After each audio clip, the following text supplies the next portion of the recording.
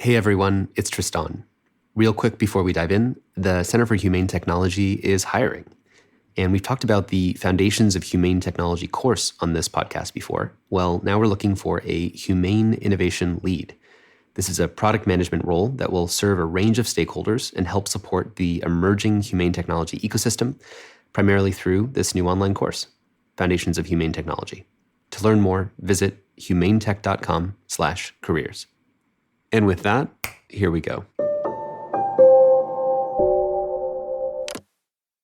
Elon Musk is a player of games. And he wins the games he plays. But the game he's potentially about to buy, the Twitter game, is a game that rewards outrage. It's a game that we win by being better than the other players at dunking on each other and strawmanning each other and assuming the worst in each other. It's quite a provocation to tell the winner of games that the game itself must be transformed. But we can also decide to step out of the game and to do something different. Our guest today, Marron, is doing something very different on social media. I'm Tristan Harris. And I'm Aza Raskin. And this is Your Undivided Attention, the podcast from the Center for Humane Technology. Marron has been called by Jason Sudeikis a modern Mr. Rogers for the digital age. He's the creator and host of Conversations with People Who Hate Me. On the show, he steps out of the game by calling up people behind negative comments on the internet and asking them a simple question. Why did you write that? Dylan recently published a book also called Conversations with People Who Hate Me, where he elaborates 12 lessons learned from talking with internet strangers. Dylan comes from the left, and negative comments toward him usually come from the right, but online harassment is universal. Dylan, it's great to have you. Thank you so much for having me. Well, I thought I would open up just for many listeners who follow our podcast, Your Undivided Attention. We often talk about a lot of really seemingly intractable problems. We talk about climate change, the way civil war can emerge, the way social media drives polarization that can bring us towards these kinds of bigger risks. And it often feels like change is impossible. You look in the mirror of social media and you see this addicted, outraged, polarized, petty, petulant society. And you thought that if that's who we are, then I think we don't actually have hope. And I think the premise of your work and ours is that we're staring through this funhouse mirror, and that's not who we are. We have the ability to be compassionate and open-minded and good to each other. And you are one of the real people on the front lines, developing and rediscovering how to do this in the digital environment. And you're doing it in a very one-on-one way. And I really recommend people check out your podcast, Conversations with People Who Hate Me. I thought it'd be a good just to start with your origin story. Can you sort of take us back? I'll take you fully back. So I kind of cracked into this all because in 2015, I made a video series called Every Single Word that edited down popular films to only the words spoken by people of color. And it was a way to comment on the lack of racial representation on screen. And this blew up. Like this project that I made in my bedroom off of DVDs that I took out from the library was this like $0 project that contributed to the international conversation about representation on screen. And I was kind of blown away, right? Like this thing that you can make, you can say something about the world to the world and the world will listen. And it was very like, I was wide-eyed. I believed in the future of talking about progressive issues online, bringing more people to the table. So I was able to engage with all of the new fans and supporters I was getting, and I could click on their profile picture and learn everything about them. This was, of course, a joy to do with my fans. When you blow up online and when you also are getting popular for making satirical videos that were, from my perspective, which is to say progressive, you also get a lot of hate. And the detail of Facebook comes in because every time I got a piece of hate, whether it was a comment or a message, I kind of created this ritual for myself where I would click on the profile picture of the person who sent it. And unlike other platforms like YouTube or even Twitter, I was often transported into a portal to every picture ever taken of this person for the last 10 years, and a partial family tree, and a resume. And so that was my coping mechanism. It was to convince myself that this person wasn't this like distant other, but someone who I could potentially reach. But this was all in my head. These were backstories I was making in my head. And then one day, one thing led to another, and I found myself on the phone with someone who had sent me a homophobic message. And he was a teenager in high school.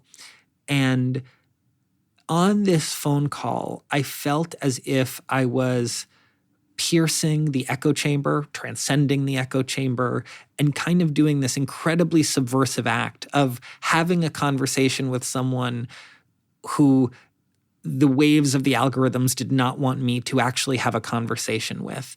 And it felt like this incredibly hopeful act that we were able to reach each other, even though the beginning of our relationship was, I would say, a fraught one in that he sent me a homophobic message. And we connected. And from there, and from the success of that first call, I wondered how many other people might be willing to talk and have conversations like these. So maybe this is a good time to dive into that story. And I really do want to get into your mind and into your eyes and into your fingers and feel what it's like to receive that much hate. So I'd love to hear that. What was going through your nervous system? What was going through your mind? Really bring us through that process. I can tell you it was horrible. I think I can speak about it in such a removed way now. But I think I felt a few things. One was I felt hurt that me developing a career and me finding success in making videos had to come with such a negative consequence so immediately. There wasn't, it's like such a hyper-present consequence that comes with gaining popularity online. And I think, too, I also felt scared. And most honestly, the most honest thing I can say is that I just didn't know how to process it. No one is adequately prepared to deal with the onslaught of negativity online. And we're seeing this with shame culture. We're seeing this with pile-ons. Our brains are not set up for this kind of volume. And I developed that habit of scanning their profile, constructing this fictional backstory for them because I needed to know that they were human beings. I needed to feel like they weren't these digital online avatars, but that they were a human being. And then drop us into that very first conversation when you move beyond doing almost the inverse of stalking someone online to sort of showing up at their front door, even if their front door is the telephone. Yeah. Well, the first conversation I had with Josh, it came about because I had scrolled through a bunch of hate messages I got and made fun of their typos at a comedy show. I put that video online, and Josh recognized himself in the video. And so he messaged me directly, and he suggested, do you want to talk? Here's my number. Can we hop on the phone? And he sent you his number. It was Josh. Well, actually, I also want to just mark out what you just said, because your initial reaction was actually, you got all these hate messages and you started, I believe, screenshotting them. And then, like you said, using them in your comedy show. So that was the first reaction. I think a lot of people relate to that, right? Someone says something hateful to you, and so you have a way of coping with that. You send it to a friend, be like, look what this person said to me. And you're kind of doing that in a public setting. And then he invited you to talk to him? So there was kind of a twist in that performance that I uploaded where I scrolled through comments. I was kind of subverting the common practice at the time of calling a detractor's employer to get them fired. And basically I led the audience through the fact is this is something I got. Here are all the typos. Let's, of course, laugh at the typos, something I definitely no longer do. And then I found his employer because it was listed on his profile. So he listed Best Buy as his employer. I called his employer. And just when everyone thought that I was going to ask him to be fired, I left a positive customer review as if I was his customer. As Dylan later found out, Josh never actually worked at Best Buy. But the point is, the audience thought Dylan was trying to get Josh fired. And instead, Dylan left him a glowing review. Anyway, Josh saw the video of me making fun of his typos, and he suggested a phone call. And I remember feeling shocked that he even saw the video. I remember there was just a pit in my stomach. My stomach just drops. And he gives me his number. He asks to talk.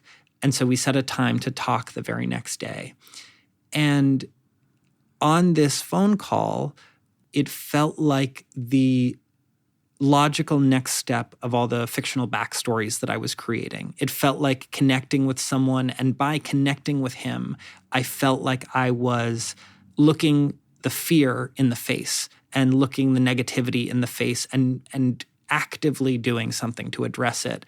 And by connecting with him, I was no longer scared of him. He no longer became a distant other. He became a reachable person. This isn't our first conversation, because that first conversation was, as you can imagine, off the record.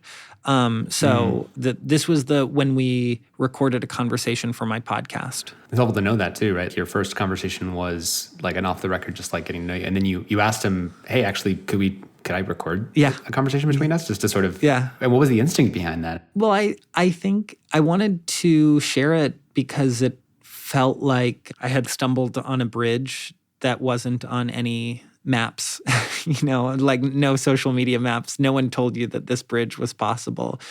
And I think the conversation felt so hopeful to me that I wanted more people to hear it. And I think I was coming from such, my content was so entrenched in the side of progressivism versus them, the other side.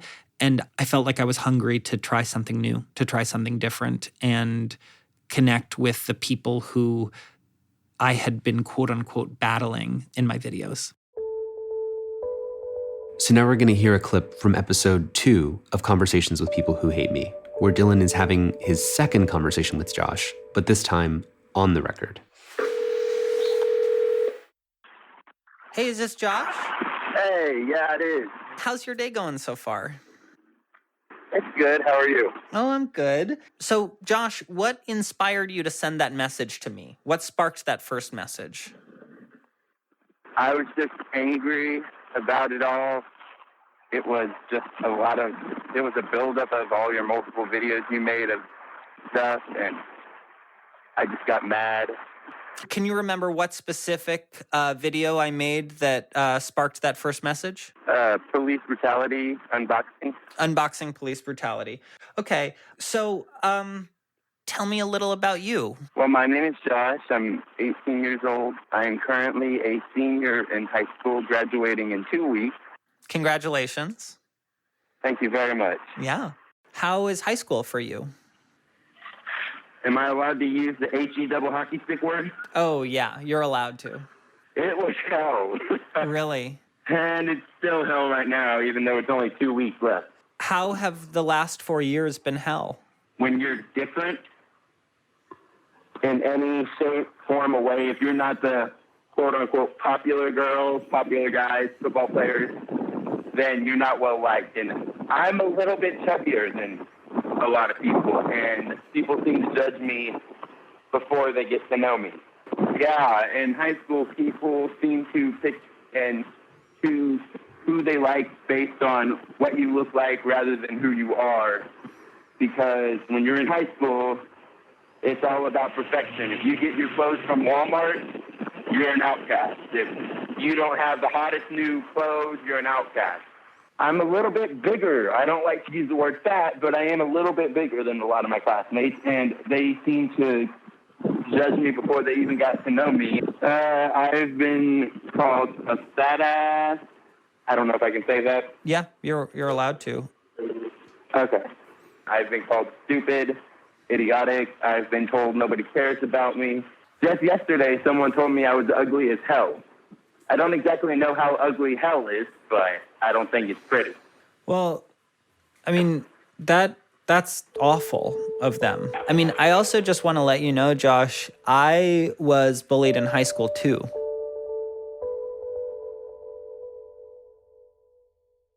I think it's really good for people to just hear a flavor of the conversation. It's especially that last part where he's talking about how hard it is for him being at high school and getting kind of picked on and being kind of a chubbier kid and just What struck me actually, Dylan, in listening to a lot of the episodes of your podcast is how much people who lash out are hurting. And there's this trite statement, hurt people hurt people.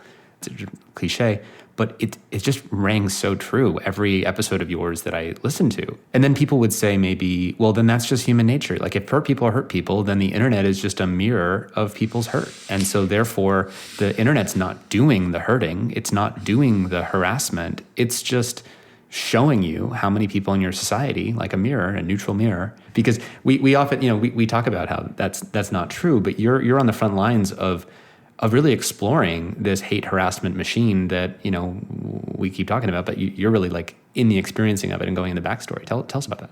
Yeah.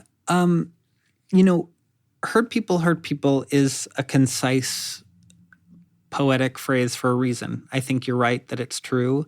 But the internet and how we interact with each other and the tools we use to interact with each other has exacerbated that so much. And I think something that I've actually been expressing more and more recently is that hurt people is only sometimes true. It's like not a fair catch-all for everyone. And what I'm realizing is that another big source of internet negativity is the gamification of online spaces and how often people are elevated to this platform to become punching bags, right? We call it Twitter's main character. And there is someone who you can establish your identity by opposing. There is someone who you can stake your claim in the public square by throwing a tomato at. And I think what's really scary about that is that it actually doesn't mean that you're enduring existential pain and that that's why you express negativity to someone.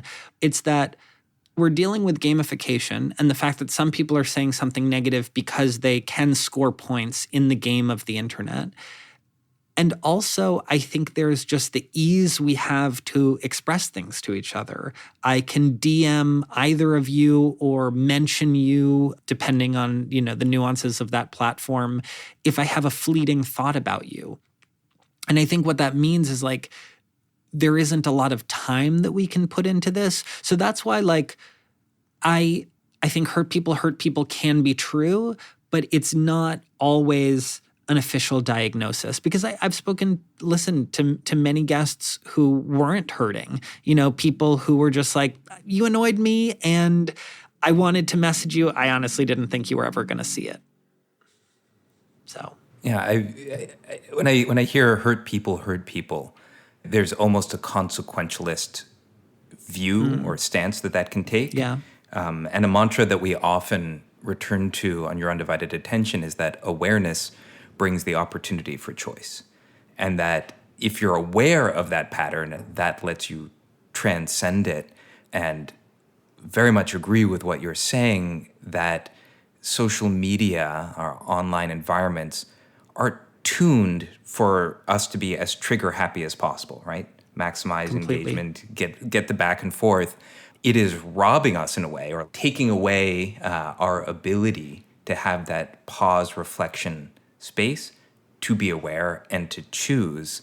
One of the things I think you do really well is that you find common ground with the people that you're talking to, the people that hate you.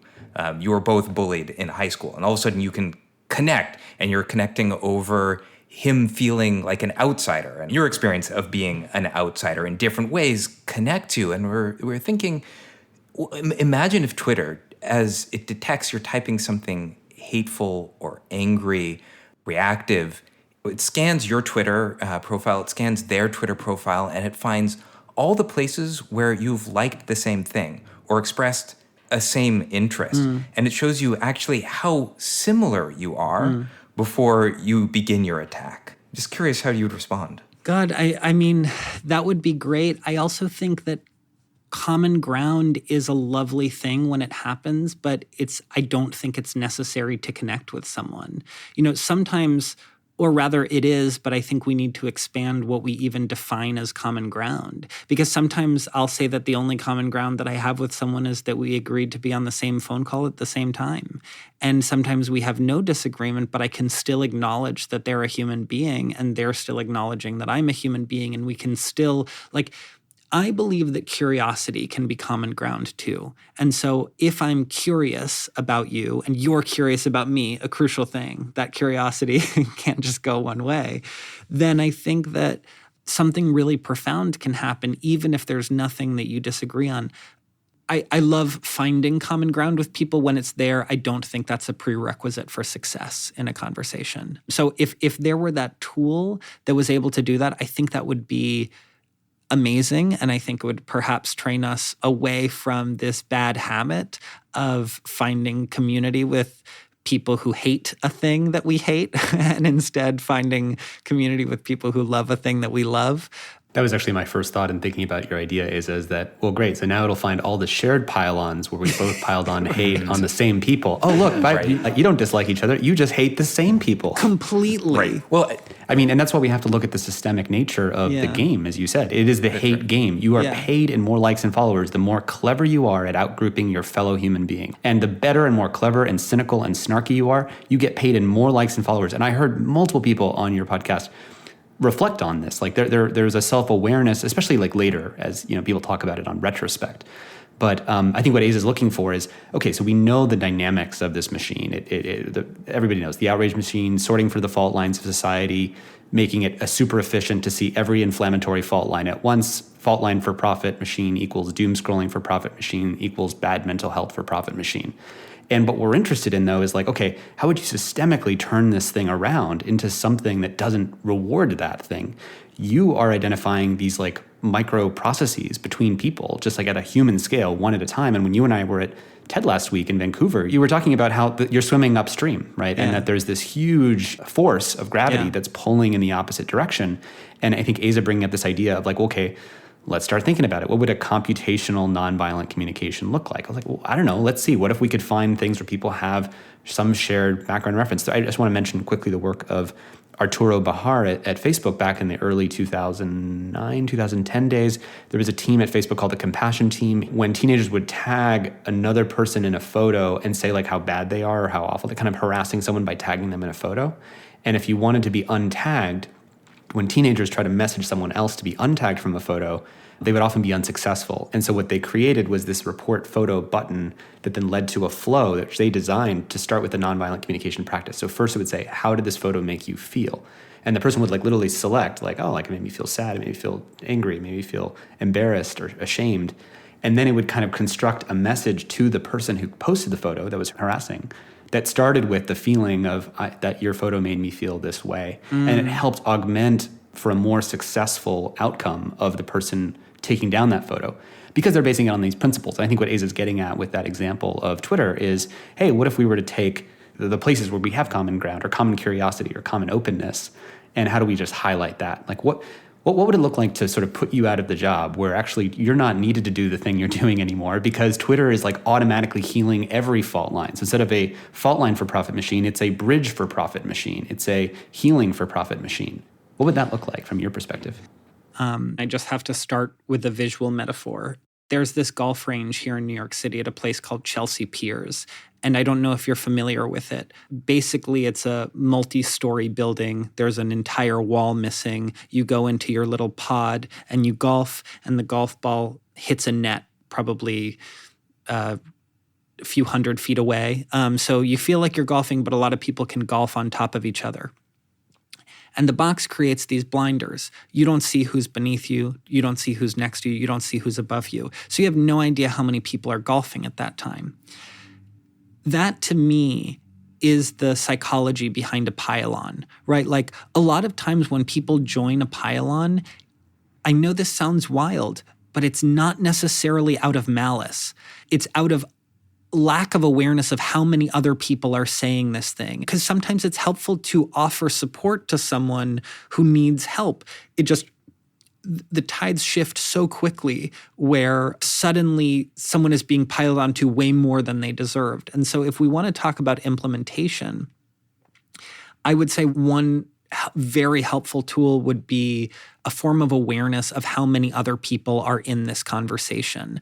I question that too, because then part of the allure of joining a pile-on is to increase the ratio. So I don't know, Tristan, I was telling you that I feel like I'm so on the micro that I think why I'm so interested in your work and the whole Center for Humane Tech is like, I've been so focused on relating on the micro, right? I've been so focused on creating a breakout room from the internet that in terms of implementation, it's like, God, yeah, like, is it pylons? Is it creating a way that you can tell how many people are on this? Is there a way to cap a pylon before it gets too big? Is there a way to even, this is honestly a question to you guys, but like, would there be a way to make people aware of that? Well, so I have two follow-up there. And one is just, there's a certain kind of naivety to the specific implementation that I had recommended. So to give an example of something that would completely slip through, riddle, like what do the most avid maskers and the most avid anti-vaxxers share in common? They both just want the pandemic to be over and want to return to their lives. Yeah. Right? And that little sorting thing that I was doing, like let's find similar tweets, would never find that deeper value that unites them. And so it makes me wonder, and this is a prompt really to all of our listeners, is from a technology side, is there a way of highlighting like the shared underlying values, not just like the little bits and drabs that people post? So that's sort of one. And the second is Frances Haugen's The Facebook Whistleblower's Disclosures. One of the things that the Facebook integrity team discovered was that there was one simple thing that they could do that would do more to fight disinformation and hateful content, all the worst stuff, than the billions of dollars that they spend. And that is limit the number of reshares to 2. That is like there's a button when I reshare, there's a button when you reshare me. After that, it goes away. You can still copy and paste to share. And the insight is, of course, that if something goes viral, it's likely to be a virus. So it would be easy to start implementing sort of like viral limits. And now this is why I want to turn it back to you. You're a creator whose lifeblood, and in fact, the reason why you sort of like came up into popular consciousness is the fact that your work went viral. And I'm curious how you would grapple with these sort of like two truths at the same time. Yeah, the share button is interesting. I heard that episode that you guys had with her, and I don't think I ever thought of the share button in the way that she was. It just launched into the philosophy of the share button. As a creator, I only ever liked the share button because it just meant more people getting to see my work. That is what word of mouth looks like in the digital sphere. At the same time, I hear you, and I think there was something interesting that she also brought up in your conversation, which was that she was talking about you have to click on a link before it's shared, right? So it's like that gets at this bigger question of knowledge of what you're sharing when you share it, so you're not just sharing it based on the headline. In fact, in one of your episodes, I remember one of the people who was hating on another person was hating on them from an article. I think it was about detransitioning, and how they wrote an article about it, and then they got this hate from someone who hadn't even read the article. And then you were talking about how, well, I just wanted to mention that because it's how often, even in the cases where you're talking about where someone's actually really hateful and you're inviting them onto a show, that the hate came from a place where they hadn't even read the article. And I think in that episode, this person had empathy for anyone who was ever in the future, ever underneath the bottom of a pylon, because you just know that like so much of it is based on people not knowing the situation at all. I think so, because I think to be at the receiving end of a mass shaming, which I think is important to distinguish from hate. I'm beginning to articulate 5 years into this project. Shame is different from hate. Like the hate I was receiving that was homophobic, that doesn't threaten my position in my tribe. When I share a piece of homophobic hate, that is, look at what I'm dealing with. My work is so big now that I'm getting homophobic hate. And as I don't want to downplay it at all. It sucked. And there are people who don't have big platforms who get that and who get that every day. But getting homophobic hate is different from being at the bottom of a pylon from like-minded people who are piling onto you for not being the right kind of version of the like-minded person they wanted you to be. And that is the scariest, because it threatens your position in your tribe. And I think that happens a lot. I think listen, let's give empathy to the people who do that, right? Like, I think it's super important when we talk about this, that it's like, it's not some like disgusting, stupid human who shares an article without reading it. It's like, I've done that before, like, so maybe I'm disgusting and stupid. Or it's the fact that we're dealing with such an onslaught of information all the time. And so many prompts are telling us like, belong by sharing this, belong by saying this, that oftentimes we're just going to be like, great, this person is saying it, this person is co-signing it, I'm going to reshare it. That's, of course, dangerous, because then you trade nuance for simplicity and you lose anything that might have been said by simply taking the word of an influential person in your sphere.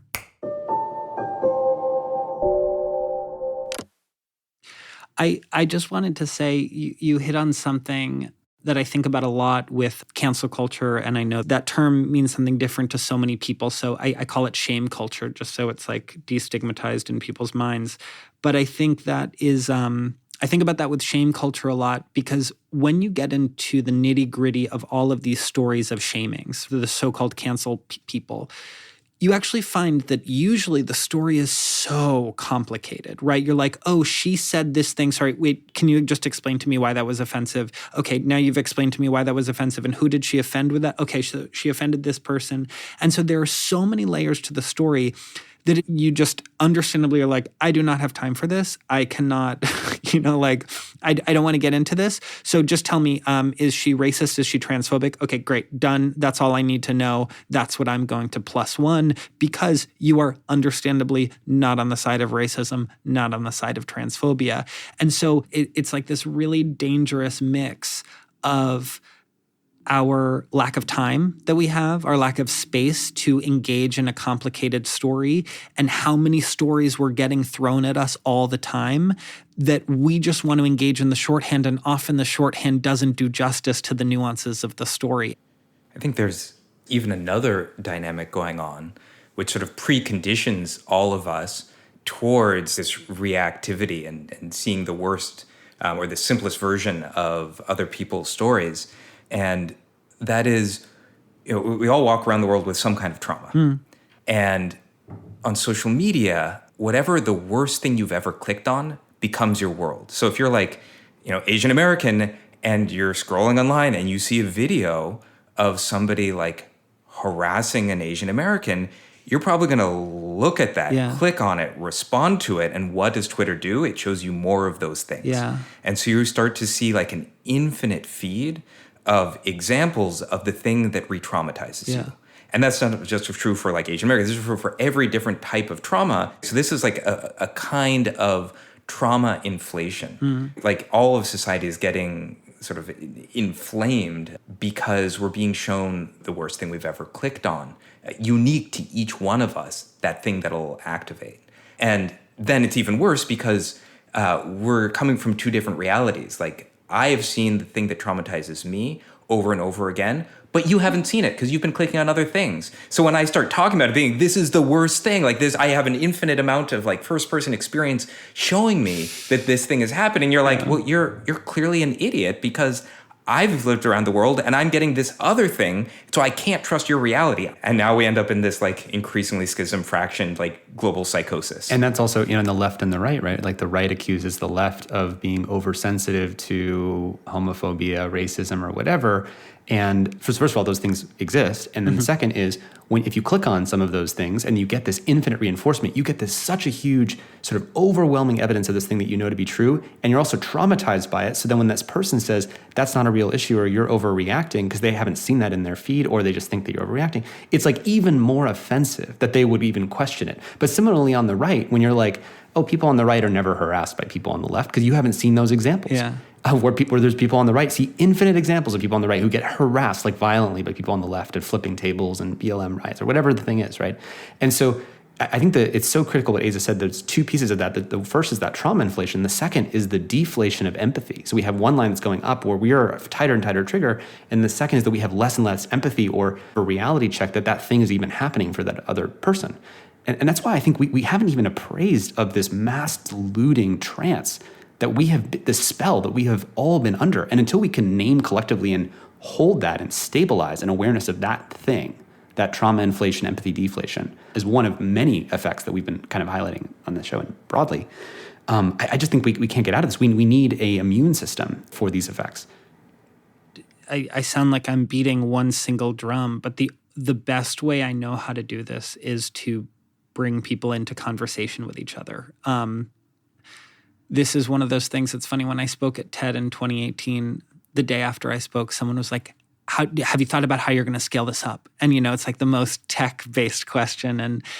And there are, of course, fantasies, but the only way to scale this up is simply to have conversations and for more people to have conversations. And that doesn't mean that I never stop producing episodes. That just means that we need to create more of that. And I say that because it sounds like this incredibly simple thing, but Tristan, I completely agree with you that there is this dearth of empathy because we are all seeing different things and we don't see what someone else is seeing. And what is true for us is not necessarily true for someone else. And we feel offended when they negate our truth. And of course we do. When someone negates our truth, that's an offensive thing. When someone is saying what you experience isn't real, that hurts. When you bring people into conversation with each other, it's like a blossoming of empathy. And the empathy, this is not something you have to try for. It is a natural byproduct of conversation. So I think the more breakout rooms that we can create for people to connect with each other, in addition to all of the amazing tools that you guys are dreaming up and scheming and then actually implementing and asking people to implement, it's not one or the other, it's both. I think something I wanted to bring to you guys is the tagline I say at the end of every episode is, remember, there's a human on the other side of the screen. And of course, the complicated thing is that goes both ways. That is, of course, for the person who's about to send the negative thing, the recipient of your negative message is a human. They have feelings. You're going to hurt those feelings. And complicatedly, the person who sent you that message is a human being. Unless they're a bot, but of course there's a caveat. But the person who sent that message is a human being who had a reason for sending that to you, even if that's not a particularly compelling reason or one that you co-sign. That was a human being. What made that human being do that thing?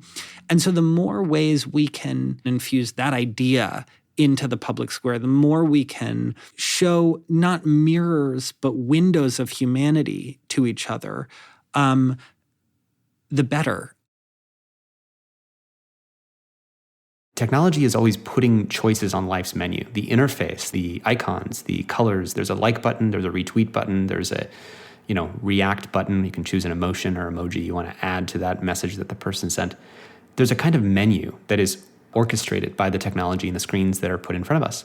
And we're only as good as the choices that are on life's menu. And Dylan, in your work, what I hear you doing is saying, hey, there's a missing choice from this menu. And it's the, why did you write that response? Because that's the way that you, as I understand it, you reach out to people is you ask, why did you write me that message? Mm-hmm. Am I phrasing that right? Yeah, for the most part, yeah. Well, and essentially, and I also hear using the language of breakout rooms. There's no, hey, can I call you? Can I have a one-on-one conversation with you? That choice is not on life's menu as driven by the technology. You are adding that based on how you see the world and seeing there's a missing choice on life's menu. And in our work, what we're trying to do is get technologists to think about the way that they design not just the algorithms, but the actual interfaces, to say what are the menus that would be most empowering for orchestrating and deepening the connections of the social fabric. And in your book, Conversations with People Who Hate Me, you have all these lessons that you have learned. I'm just curious if there's any other lessons that you think that we should be thinking about that are missing from the menus being provided by technology. One of the first questions I always ask my guests is to just tell me about themselves, not related to the comment that they're there to discuss. And that is one of the most beautiful disarming tools that you can give someone, because giving someone the opportunity to define themselves on their own terms in a space that they are bravely coming to own up to something that they've written, or in a space that they're bravely coming to face the person who wrote the negative thing to them.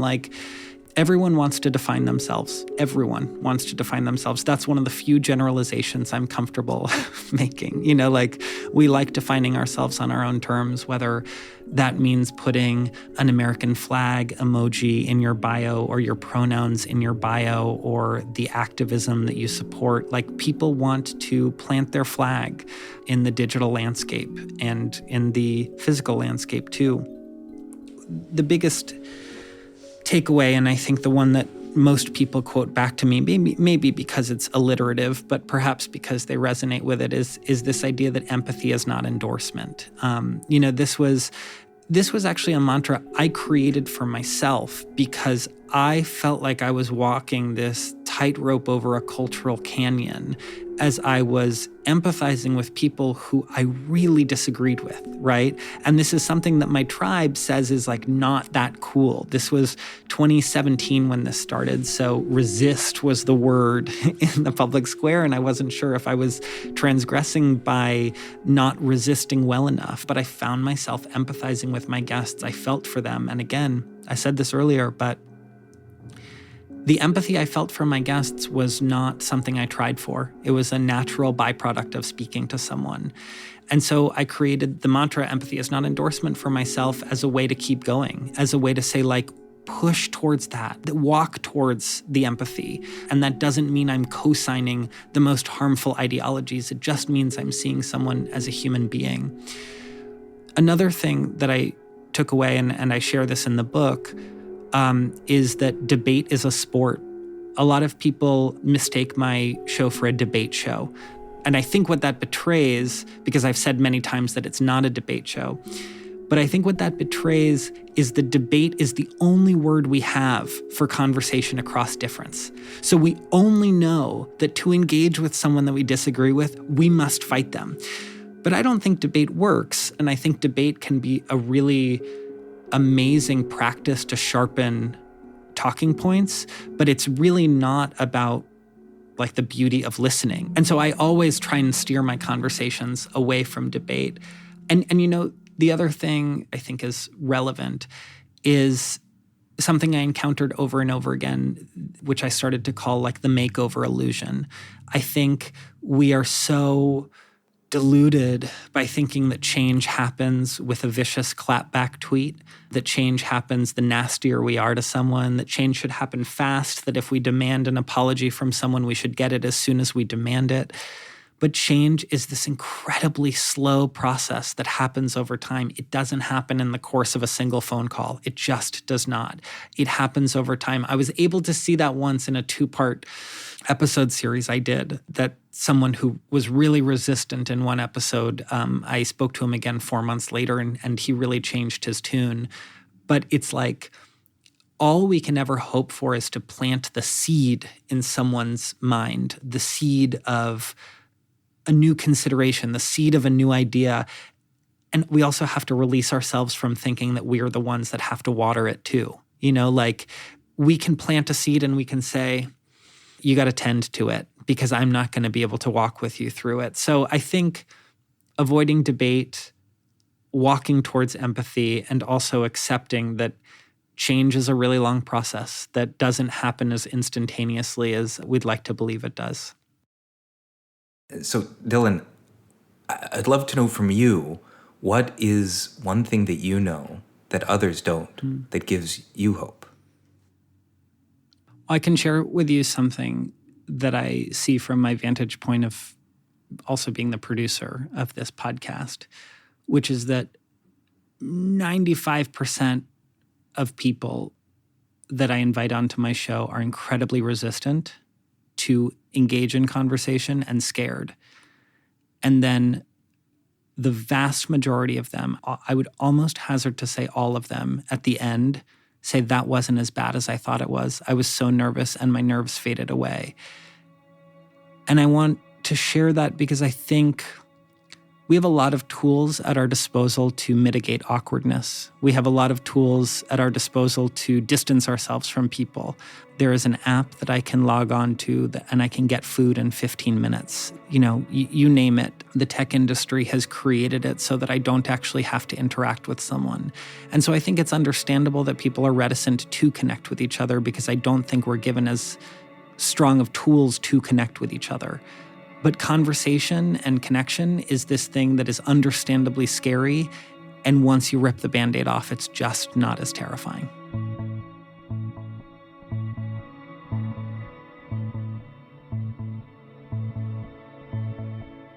Dylan Marron is the host and creator of Conversations with People Who Hate Me, with the book of the same name. His TED Talk, Empathy is Not Endorsement, has been viewed over 3.5 million times. Dylan is also the creator of various progressive-themed videos, such as Every Single Word, a video series that edits down popular films to only feature the words spoken by people of color. In the words of Jason Sudeikis, Dylan Marron is like a modern Mr. Rogers for the digital age. Your Undivided Attention is produced by the Center for Humane Technology, a nonprofit organization working to catalyze a humane future. Our executive producer is Stephanie Lepp. Our senior producer is Julia Scott. Mixing on this episode by Jeff Sudekin. Original music and sound design by Ryan and Hayes Holiday, and a special thanks to the whole Center for Humane Technology team for making this podcast possible. You can find show notes, transcripts, and much more at humanetech.com. A very special thanks to our generous lead supporters, including the Omidyar Network, Craig Newmark Philanthropies, and the Evolve Foundation, among many others. And if you've made it all the way here, let me give one more thank you to you for giving us your undivided attention.